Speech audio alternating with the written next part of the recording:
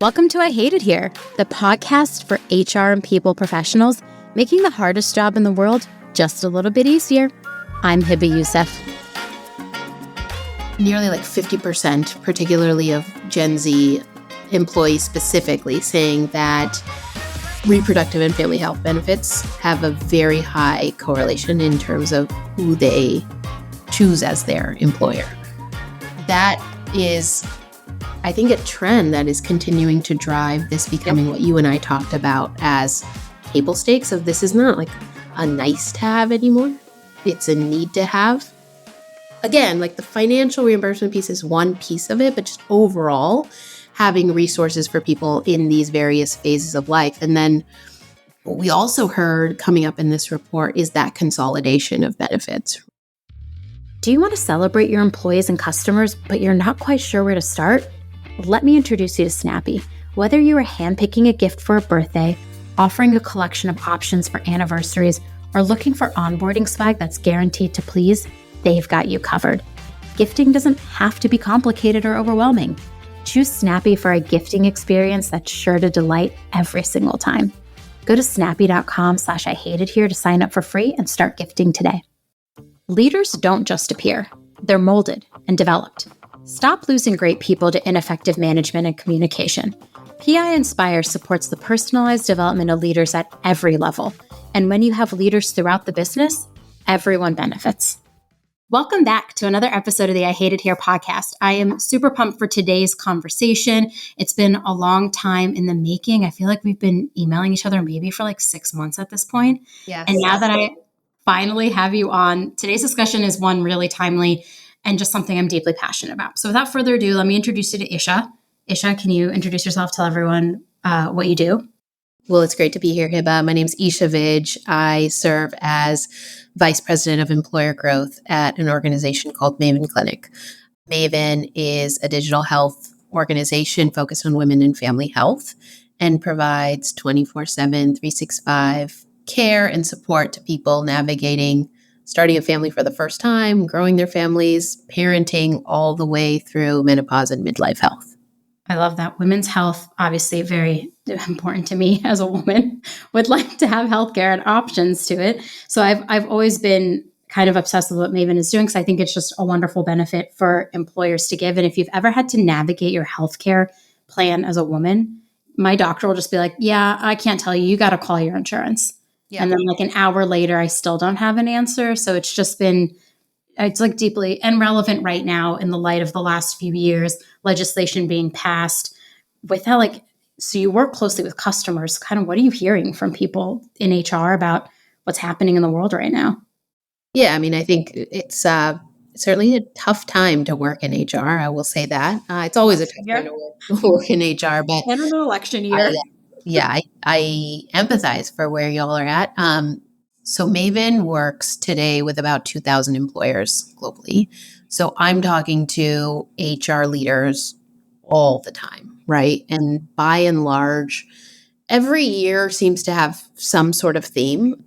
What I'm hearing most today is that one, HR leaders over the last few years have done a lot to really try to care for as many of their employees as humanly possible, right? Yeah. That is such a noble and such a well-intentioned thing to do, right? You want to make sure you're being as inclusive as possible in the benefits you're offering.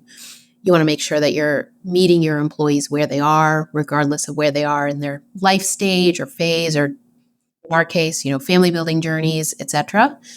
But what has also happened is what I hear is there's been a bit of a bubble building around a number of different point solutions that you have brought on, and you're shaking your head. So I imagine you may be in this seat yourself. Yep. Where it's wow, we brought on all these different point solutions to help our employees navigating all these various stages of life. But one is that's resulting in, frankly, a not ideal employee experience, because there's too much, right? And choice is one of these weird things where you want enough, but too much actually puts you in a little bit of a paralysis, right? And then two, from an administration perspective, HR leaders by and large are asking being asked to do more with less. And so managing these relationships with tons of different providers and partnerships and vendors, it's just not working. And so by and large, what I'm hearing is I need to be more thoughtful about who I'm deciding to partner with, what vendors I bring on, and ideally, as much consolidation as can happen, the better. But alongside with that push for consolidation, I don't want to just bring on anybody to bring on anybody. I want to work with partners who have proven outcomes that ensure if I bring you on board, I want to make sure my employees are, either happier, healthier, more productive, like that it's actually accomplishing something for both the employee as well as the employer. And so you have your work cut out for you this year because you're doing more with less, but your employees are still demanding richer, more inclusive, more robust benefits. And so partner selection, vendor selection it's a whole different ballgame this year, it seems.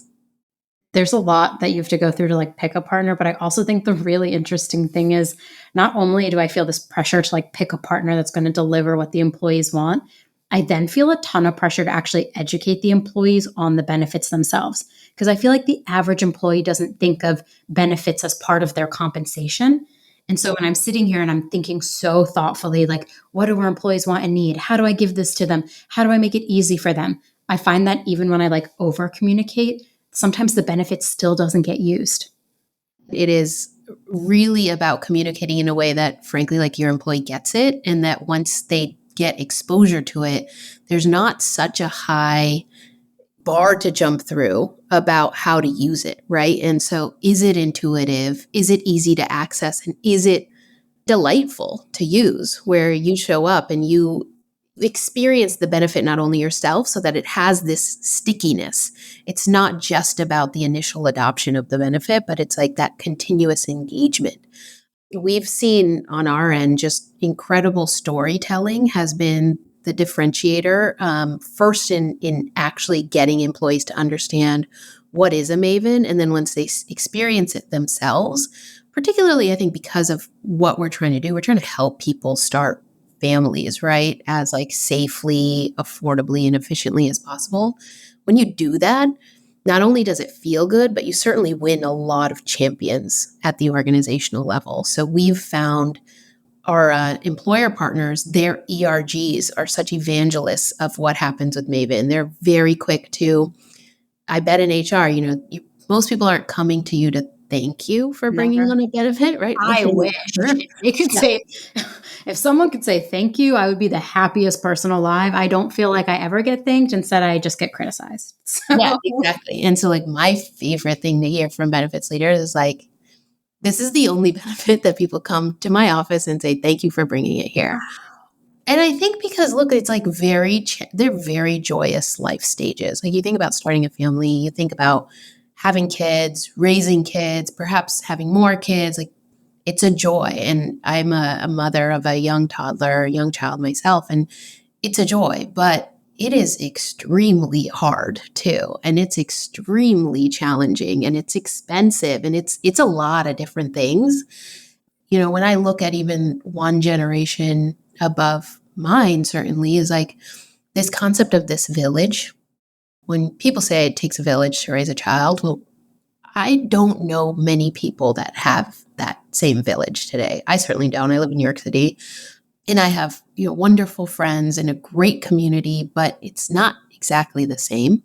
And so with Maven, I think that our intention has been to build that feeling and that sentiment of having a village behind you and giving you access to care when you need it. And when you're able to deliver that, the engagement is incredibly, incredibly sticky because you're there when people need you the most. We're not there only from 9 to 5 and then our door shut. And we're not there of you text your doctor and they say please expect a response in 48 hours. That's not what it is. That's not a village. You need people to actually care for you when you need it, and you need help when you need help. And so that's been really helpful in driving some of that, not only adoption, but that stickiness for individuals using the platform. And that's been really fantastic because it's the people that need help, like middle of the night, access to a lactation consultant because their baby's not latching. 2 a.m., very popular time for people to talk to Maven's lactation coaches, or 4 a.m. sleep coaches, right? And like here in New York, I could hire a sleep coach or a sleep consultant. It's probably going to cost me $250 each time I talk to them, right? And like that's just a part of the benefit that Maven offers. So it becomes easier for employees to understand really how much of a gift it is because it's like that's $250 that's staying in your pocket. That's something you have access to, knowing like you have a whole job you need to go do tomorrow. Like, let's make sure you're well cared for when you're not working. It can be so overwhelming. I don't know if you've noticed this, but like in the last 10 years, maybe the last 5 years, it feels like the dialogue has really changed where like there used to be those campaigns where like you can do it all. You like can have a career and you can have a family and you can do all these things. And I feel like in the last few years, a lot of moms that are also executives and just like working professionals have been so open about the fact that it's kind of impossible to do it all. That's a lot of pressure to put on someone, especially when we've seen during COVID, moms left the workforce in waves. We have yet to return to the maternal rates that we had in the workforce since pre-COVID, like right when COVID hit. And so I feel like there's been this like bigger discussion around like, okay, we can't do it all, but like, how can we actually get the help we need? And so that's why I just like love the Maven model and everything you've been talking about, because it's like this unrealistic expectation that we can be everything all the time is just like so damaging because then people don't get the help they need. I think that's spot on. And I think the key part of what you just shared is all of the time, right? Like I experience this and feel this deeply myself. Like I have, a high stress job like many mothers in the workforce, right? And I have a child that needs me. She's 2.5 years old, right? And I also have a partner, I'm also a sister. I'm also a daughter. Like you're being pulled in a lot of different directions. And I think for me, what I really, really try to balance, at least for myself, is like, I can actually do it all, but not at the same time, right? Like I love that reframe. Sometimes I'm actually just going to be like a great mom and kind of shit at everything else. And sometimes I'm going to be super good at what I'm doing at work and other things are going to fall to the side. So it's like that everything all of the time that has been helpful for me. And so many of the moms that I have talked to in the last few years, like, I think that's really, for me, the release valve of like not having to do it all exactly at the same time, but also being super mindful and cognizant of the fact that like in our organization, I certainly, with my team at least, talk about the help that I need. I talk about the resources and how I'm trying to make it work because I do think there is a bit of a stigma around like you can do it, but you need help around you, right? And like you're going to lean in and lead out on certain things and you have a ton of balls in the air at all times. But, on some days, certain balls are made of glass and certain balls are made of rubber. And on a different day, it actually might be totally switched. And so that's what I think we're trying to really help equip women and families and working parents just really across the board of like, how can you get the help you need when you need it? I think you're totally right, particularly around women's participation in the labor market. Yeah. COVID definitely pressure tested that. And I think that you saw a big chunk of women in the workforce leave, right? And like, I understand that, right? Like I fully understand that. And I think what it created were also it did create some flexibility in working environments that frankly didn't exist before. And so now I think you're feeling a bit of that stress again, where return to work is a big topic. Hybrid work is a big topic. And so making sure that you have the flexibility in your return to work policies so that, okay, maybe people are coming back. You gotta be set up to keep them there too, right? And like, driving that engagement, there is some magic that happens in person. Like I'll be the first to admit that. For sure. You need flexibility when you need flexibility. And that I feel like really, really is the key, and something I hear HR leaders like constantly struggling with about like how do I create these policies that great, we bring people back into the workforce, or we bring people back in really high rates post having a baby, right? We have a really generous parental leave policy. That's awesome, but we want them to come back, right? Yeah. And so it's great. How are you supporting them when they come back? That's a piece that I feel like is usually missing. People are like, yeah, we have this like 4-month maternity leave policy. And like my follow-up question is always like, okay, well, what's like the onboarding when they come back? And it's not just the onboarding for that individual. It's like, what does the onboarding look like for their leaders and their managers? I think that's actually way more commonplace today of like having managers be well trained on what does that ramp off look like into parental leave? What does that ramp on look like? But that's also not the only life stage where people need some flexibility and some grace, frankly. And so, like, embedding that into more of a norm, I think is certainly part of the conversation that I hear from benefits and HR leaders. I went down this is like deeply personal, so I'll just preface it with sharing that. I went down the rabbit hole of like trying to figure out if I wanted to freeze eggs, what that would look like, and what that meant for me. Just being a mother, I think, is like the most beautiful thing. And also, I think the hardest job on earth. I joke that like HR is the hardest job. No, I think being a mother is, because there's so much that is pressure that is put on women and mothers to, like we said, do it all with like such little support. So seeing that there are solutions popping up and even more HR teams that care about that support, I think just like give me hope for the future. Whereas like in the past, I was like, I can't be a mother and a career woman. Like I can't do that. It always felt like just like black and white to me. And now I feel like there's so many more opportunities and like understanding in the workforce of what does it actually mean to be a mom and a woman in the workplace, which is like discussion that cannot be overlooked. Yeah, and not only what does it mean to you, Hiba, to be a mom in the workplace, but like how do you actually parse out environments where it is not just like bare minimum acceptance of you being a working mother, but where can you find a place that would be celebrated, right? Like moms hustle. I agree with you. Moms is like, that's the hardest job. Yeah. But moms are very efficient people. And so personally, I manage a bunch of moms myself, and like they're some of my best team members because they don't have time to waste, Yeah. Like, they're like, I got to get this done. And I love that. And I'm like that too, right? But I think that's what we see, particularly millennials, Gen Z. They're very cognizant of making decisions around where they choose to go work based on the types of benefits and policies that are in place. Like you talked about freezing your eggs.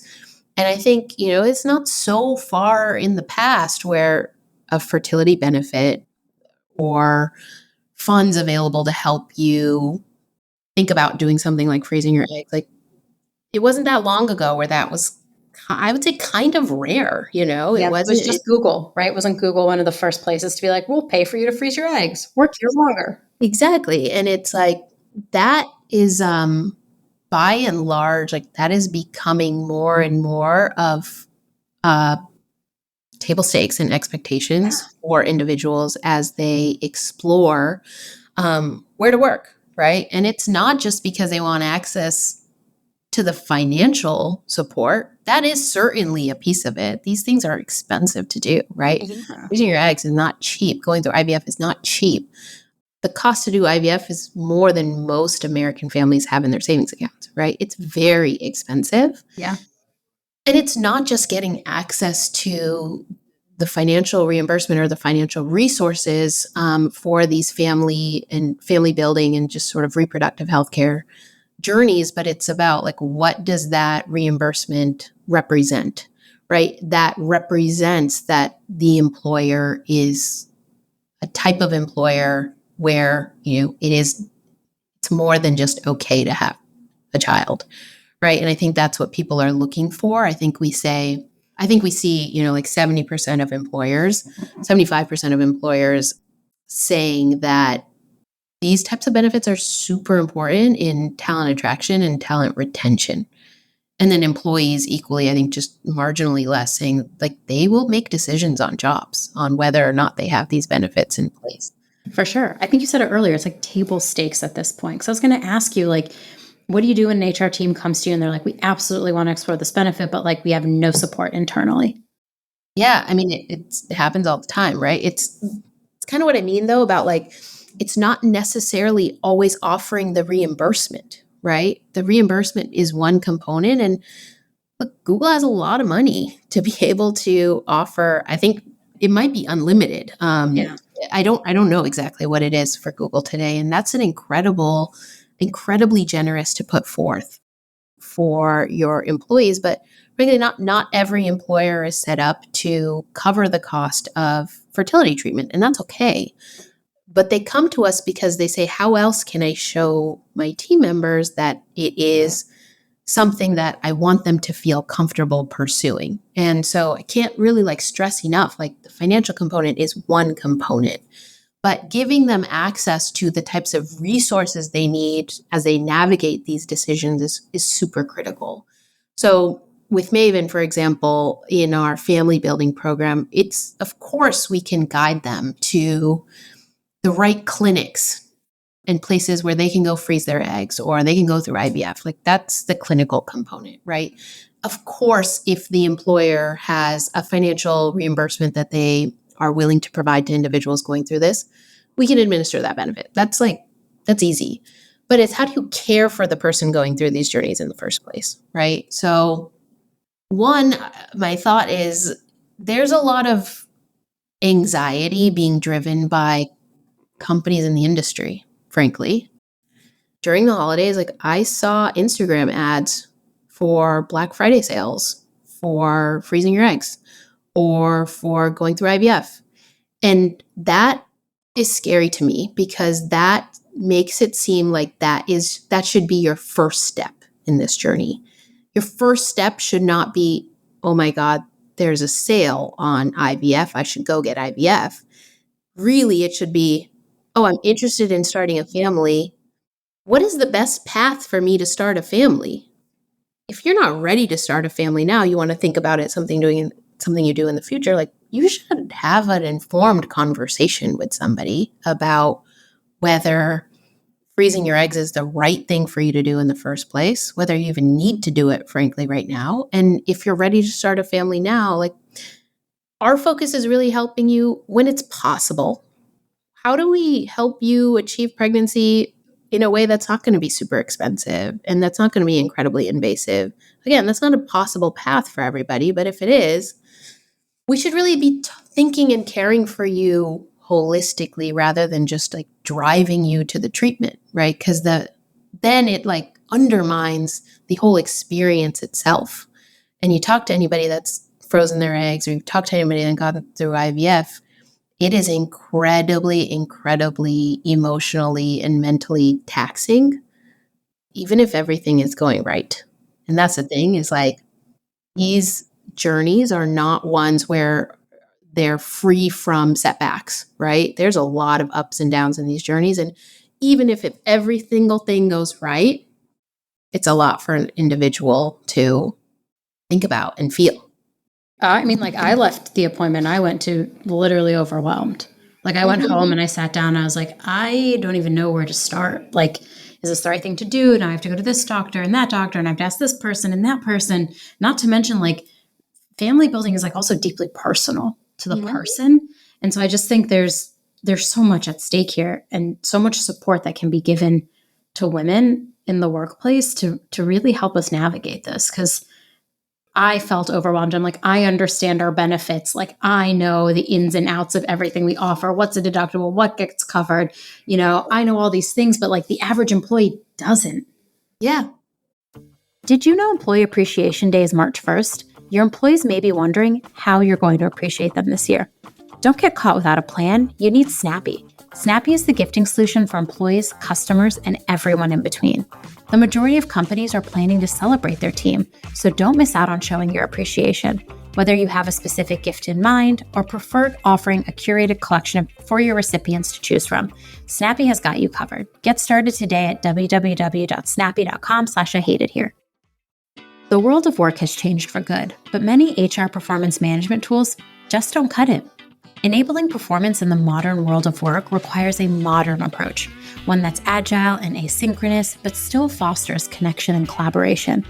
Have you heard about PI Inspire? It was designed specifically for today's performance management challenges.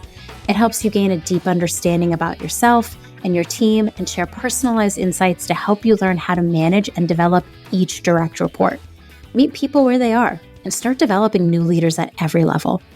Learn more about PI Inspire at www.predictiveindex.com.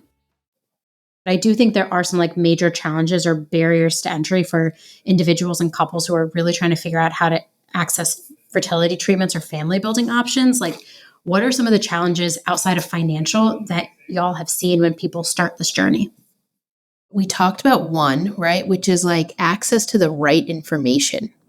Is this the best path for me? I can't just ask ChatGPT anymore. I'm kidding. That's actually really interesting. I've never tried. Should I ask ChatGPT, is this the right time for me to have a child? I am intrigued what that spits out for you. One is just this peak anxiety that we talked about of people thinking that egg freezing or IVF is the first stop on the journey, right? Whereas let's roll it back a little bit and understand what are the options, what are the various paths, because there's organizations will have different things to win, right? If they can get you in the door in a clinic as the first stop. And that's fundamentally very different from what we believe is the right path to helping people start families. One of the things we look at is, whenever possible, how many people come to Maven thinking that they need IVF, that we're actually able to help get pregnant naturally. That is a key metric that we look at. It's a pretty unusual metric in our space because we don't profit from. I was going to say, why would you want people to know that they, you want people to think that they're struggling, so then they use the benefit and come to Maven, right? Well, not for us. Because not for you. Yeah, not for us. I think it's it certainly is. There's inherently built into the business models of many players in our industry to drive individuals to always expensive and often unnecessary treatment. And that's very different from our model. It's very focused on helping people achieve starting and growing their families with as less intervention as possible, that it keeps them healthy and safe. I think about that, number one. Two is, if they do need to pursue treatment, and we work with individuals to understand if and when that is appropriate, keyword being appropriate, there is a huge lack of access. There's just not enough supply for the volume of demand for services. And that's not just in the fertility and family building space. That's basically across the board. If you look at OBGYN. I was going to say, yeah. It's really hard to get in with an OBGYN in certain parts of the country, right? And in certain parts of the country, there aren't any OBGYNs. I think the last time I looked, so I'd have to check my data here, but I think the last time I looked is over a third of US counties actually do not even have a practicing OBGYN. And that's incredible, right? Terrible, but that's one of these stats that it always shocks me. So these maternity deserts, there is an access to care question. And then you wonder why, as such an advanced and developed nation, we have these insanely high maternal mortality rates, right? Yeah. Because people don't have access to the right care when they need it. And so that's, such a big driver for us in making sure people have access to reproductive endocrinologists, have access to OBGYNs. They can access them on the Maven platform 24/7, 365, right? And they can do so usually in a matter of an hour or so, because most people don't have access to that type of quality care all the time, right? But when you need care, and you need somebody who you can talk to that doesn't have skin in the game to drive you to do something one way or the other, right? You just want to make sure that you can meet people where they are, you can understand where they are in their stage of life and phase of life, but also just like their lifestyle, their lived experience, et cetera, and like point them to the best direction for them.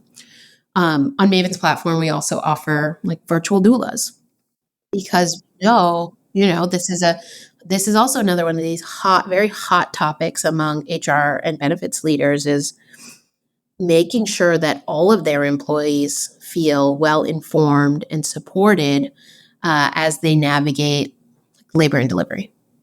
We see unnecessary C-sections across the board in the United States. We see a really high percentage on certain populations like Black women, right? And so really thinking about how do we make sure that we help all people feel knowledgeable, like they can advocate for themselves, like they can have another advocate for themselves in the room with them. And one of the studies that Maven underwent that was recently published in ACOG is just the impact of these virtual doulas in driving down C-section rates up to 20% across the board, but up to 60% for Black women specifically. And like that's the type of work where you just realize how much the lack of access to care is driving some of the terrible outcomes that we're seeing across the board in the United States. Wait, these stats are so good because I remember you all did this report and I was so excited to dive into it. Like, I'm such a data person. Data is my love language. And I'm also like, I'm wandering through this world with like my lived experience, like my bias to like the things I believe. So the more data I see about these things, the better I honestly feel about like my own beliefs, but also how to support employees. Yeah. Because just because I haven't made the choice yet to be a mother does not excuse me from having sympathy and care for the mothers in the workplace. And I think a lot of times people play the game of out of mind, out of sight, and that just shortchanges our employees so much. And the reason they are upset about how we care and treat them is because we don't spend time thinking about the experiences they're having. So like, what were some other interesting stats that came out of that study? Or anything you want to share for people listening as they're thinking through offering this type of benefit? And we haven't even touched on the other things that Maven does, but like offering a type of fertility or family planning benefit to their company. Yeah, I think some of the other things that came up, frankly, relate to some of the comments that I shared with you earlier, of just what I hear from HR and benefits leaders, not only in terms of the number of employees or prospective employees and employers saying how important it is in their talent recruitment and retention processes, but I think it was nearly like 50%, particularly of Gen Z employees specifically, saying that reproductive and family health benefits have a very high correlation in terms of who they choose as their employer. That is, I think, a trend that is continuing to drive this becoming what you and I talked about as table stakes of this is not like a nice to have anymore. It's a need to have. Again, like the financial reimbursement piece is one piece of it, but just overall having resources for people in these various phases of life. And then what we also heard coming up in this report is that consolidation of benefits, right? As like most employers are saying to us, I have this push to invest more, to be more inclusive, right? It's like do more with less, right? The more but in less, order to do that, motto. yeah, exactly. In good company, that's pretty much what I always hear, regardless of how big or small the organization is. But nearly 40% of employers saying, we're actually going to do some consolidation because we're just at a breaking point. We can't do it anymore, right? And like, how do we maintain and preserve and actually increase the number of employees that are covered by the types of benefits we bring on board, but actually make it sustainable for us, right? Because that bubble that I talked about of like, this point solution fatigue, it's actually not serving anybody. Neither is it serving the benefits teams who brought all of these point solutions on with such great intentions. but it's also not serving the employees because there's too many of them. They don't know where to find it. And it's a really, really disjointed experience for individuals.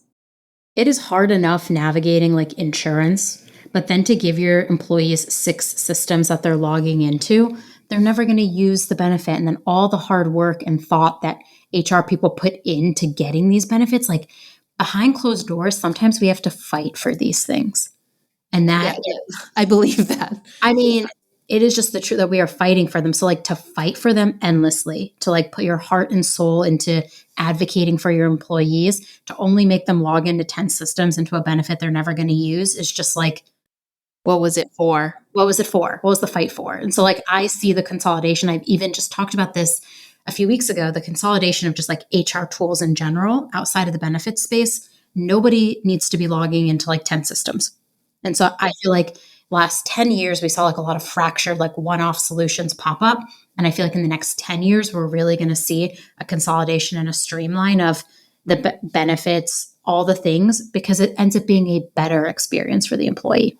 Better experience for everybody all around, right? I think what you also see though is like everyone, not everyone, but like a lot of organizations or a lot of vendors saying they do a lot more than they actually do, right? Mhm. So that's where I hear from benefits leaders too, is like everyone says the same thing now. I don't even know how to differentiate.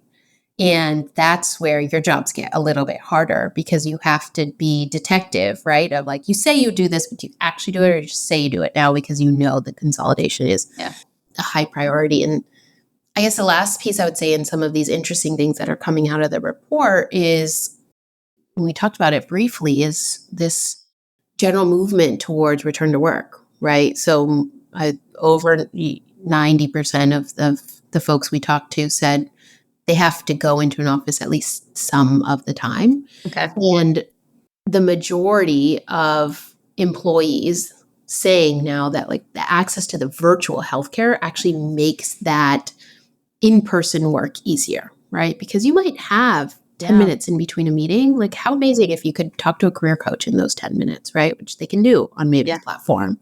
Or you don't have to take off work to take your kid to the pediatrician if you really just want to show them a rash. My daughter has a rash on her leg, right? I just hop onto the Maven app and I show the pediatrician, like, is this something I need to be worried about? And they're like, no, absolutely not. And that saved me having to take 2 hours off, right? I literally take a day off like once a quarter and try to stack my doctor's appointments because I can't fit them in. Totally. And that's just for me. So like now imagine if I had a whole other person who was like relying on me. Yeah, no, that's exactly right. And like, look, we're not a replacement for in-person care, right? Yeah. In-person care is a real thing and there's a real need, but healthcare happens 24/7, 365. Healthcare doesn't happen when you're only at your doctor's appointments, the one day a quarter when you show up, right? It's like for your kid, it's the weird rash on their leg, or for you yourself, you're like, my back hurts. Yeah, my back hurts, or like this happens, or it could be a host of other things. And being able to just access care pretty quickly, like that's the game changer for people. And that's what makes it, we talked about like doing everything. It's like, what are the systems in place to make it even possible to do some of the things? Like these are the types of benefits at resources that make it possible to not just survive, but thrive. But as close to thrive as possible, right? Like I'm certainly not thriving every day, but there's certain days where like it's supposed to be. Maybe that once a quarter. Once a quarter. Yeah. No, I mean, that's true. Like when you care for your employees, they thrive. I had Donald Knight, the CPO of Greenhouse, on a few weeks ago, and we made our whole episode about caring for your employees so that they can thrive. And that is like, when I come back to all of these conversations I'm having and everyone I get to meet and all the wonderful things that everyone's doing, it really comes back to like, how are we helping our employees just be able to show up every day? Like you want to keep that talent, you want to support them, you want to grow them, you want to develop them. But what are we doing to make that possible? Because there are so many roadblocks of just life, just like general life, that stop people from being able to show up as the best version of themselves. And so like the role that I think we play in the HR space is fiercely advocating for the support and the benefits so that those challenges, there's one less one for your employee to worry about, so that they can show up and do the best work, so that they can be motivated, so they can be productive and creative and collaborative. there's so many beautiful like outcomes from just supporting and caring for people. Yeah, I think that you couldn't have said it better myself. I'm about to make myself cry. Literally every episode this season, I'm like, I'm going to cry. Everyone's had to hear me say it. Okay, last thing that I kind of want to touch on, because I've been seeing a lot of this too. Menopause benefits. And like, I have just learned so much about menopause. Really thankful to all the people out there that are posting about it, because I'm like learning, and women are working, and we're working through that. And man, sometimes I'm like, men, y'all got it easy, but I saw menopause benefits as something that Maven Clinic actually provides. What does that look like? And how did like expanding past fertility care, thinking about women in all the moments in their life? Yeah, it's such a good question. So Maven started in 2014, actually specifically with the maternity portion. Our first product was maternity and newborn care for that life stage and journey. Yeah. And some of the earliest employer partners we worked with said, like, this is amazing. Like, the engagement is there. We're seeing incredible, not only qualitative feedback from our employees that are enrolling in these programs, but we're seeing the outcomes and behaviors that we were hoping for with these types of benefits. We think you should get in some other areas. And ultimately, that push from our employer partners, that's what's got us into the fertility and family building space to begin with. And then that's what got us into parenting and pediatrics. And for a long time, we were in this like rough stage of life of starting and growing a family and be a parent. And that's where we were for a number of years. And a few years ago, just around 2 years ago, I think, if my memory serves me right, we started to notice many employees and members using our provider base, whether it was pelvic floor therapists that maybe a new mom was using after recovery from labor and delivery, to ask questions that were actually seemingly more around symptoms related to menopause. We saw our nutritionists get more questions on related to menopause, and our sleep coaches. And so it became very clear that actually there's this growing hunger for information, and women are using our platform in a way that we had not at first intentionally thought, but the need was clearly there. Yeah. At the same time, we started hearing from our employers, hey, employees are coming up to me and saying, that's awesome. You have this new fertility benefit. What about me? Right? You're saying that you as an organization are trying to achieve 50-50 gender parity. And you've made all of these claims on like, you want to see women in top senior positions, particularly in the leadership and management levels. But for a lot of women, when they're up to get these top senior leadership positions, like they are also, many of them, going through symptoms and experiencing symptoms that are going to have an impact on their work life, right? They're going to be having some sleepless nights, and they're going to be having some hot flashes, and they're going to be having some brain fog, and they're going to be having some weight fluctuations. And all of these things are going to show up for them, not only in their personal life, but this is going to show up for them at work. And so if you as an employer are saying, I want to achieve gender parity in the workplace, and I want women in top senior positions, how are you actually supporting them in this phase of life and providing the same types of resources that have become so common in the workplace, right? The fertility benefit is a good example, right? Like, what kind of resources are you providing for these population of incredible talent, but is feeling impact, is feeling like they actually have had to take time away from work, and haven't felt like they are the most productive because they're dealing with these symptoms, and them not knowing where to go. And it's not even a simple answer of, oh, go talk to your OBGYN. Most OBGYNs received like under 1 day of training in medical schools about menopause. Like, people are not well trained to talk about menopause. So you can't just say, go talk to your OBGYN. Yeah. So there has been this big desire. It's actually our fastest growing program here at Maven, this menopause program, and it is meant to help support individuals navigate the symptoms of premenopause, perimenopause, and postmenopause, and also to kind of make sure that the information out there around what the symptoms, how they show up, is actually factually accurate. I think culturally, you hear the word menopause and you probably think of hot flashes as like the number one symptom. Yep. It's actually not the number one symptom, right? It's in the top 5, but weight fluctuations is, I believe, the number one symptom that people come with. Yeah. And brain fog and lack of sleep. And so how do we actually make sure that people know what to even look for in the first place? And then 2, give them access to the providers like the pelvic floor therapists they can talk to about really sort of like keeping that part of your body well equipped as you go through these various life stages, or the career coach that you can say, I'm starting to experience symptoms of menopause. Like, I don't even know how to talk to my manager about this because I need a little bit of a different working environment or some flexibility. Yeah. Or I want to talk to a nutritionist because I'm experiencing these weird weight fluctuations in a way I never have before. So equipping women with the type of resources to have these conversations while simultaneously giving the employer the resources they need to make sure, here's how you help people that are going through this life journey. It's not just caring about the member, but on the employer side too, like it has to come together for the individual to feel well supported. So I would say, menopause certainly feels like, if it isn't already, certainly that next frontier of benefit. Yep. Yeah, I agree. Oh my God, I've had such a great time talking to you today.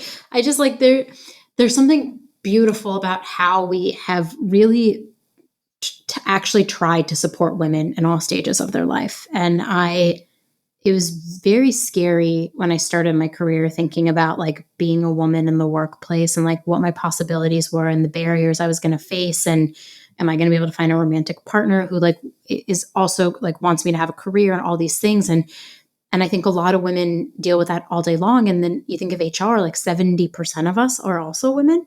Mm-hmm. And so I'm just excited that there's more things out there to support us throughout every stage of our life, because there's something so beautiful about it. And we're only going to ever reach like pay parity when there are more women in senior level positions too. And so I'm excited for the future. Me too. I'm really optimistic about it, right? Like, I think that we see just across the board, it can feel like there are constant setbacks. Yeah. Alabama. In women and family health. And I think there's absolutely no denying that, but I feel really optimistic because I feel definitely a growing enthusiasm from leaders like yourself in sort of like, you can be a great catalyst for this change. And I love that the employees are also being more vocal about what do they need to be successful. Yeah. And so once we start having these conversations and stop shying away from them, like that's really where we'll see that continue to blossom. I love it. Well, thank you so much for spending time with me today. For anyone who wants to get in touch with you, how can they reach you? Great question. They can reach out to me via my email. So Isha, isha.vij, V-I-J, @mavenclinic.com. Isha, thank you so much again for today. I am just grateful we finally made this happen. You've like taught me so much. Maven Clinic's putting out some really great, the reports, like the stuff. I just followed your CEO, and I think I'm just excited about the future. Exactly what we said. Like there are a lot of cool people out there who are trying to support their employees and are going to listen to this. And I hope feel equally as excited as you and I felt today, just trying to solve the problems all of us are facing. I love it. Well, it was such a pleasure to talk to you too, Hiba. Thanks for having me on. Thanks for tuning in. Keep up with all the latest HR resources by subscribing on Apple, Spotify, Google, or wherever you listen. And if you love I Hate It Here, tell an HR friend. I'll see you next time.